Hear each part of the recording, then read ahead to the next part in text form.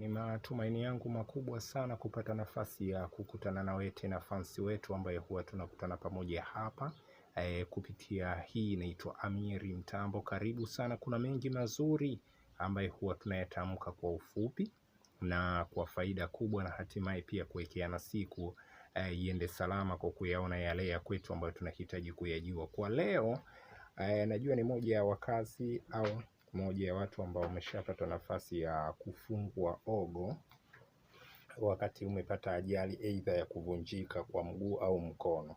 Na mara nyingi lile ogo tumekuwa tunalita POP, lakini lile linaitwa POP, lakini wengi sana tumekuwa tunalita POPO, lakini halitamkwi hivyo, linaitwa POP.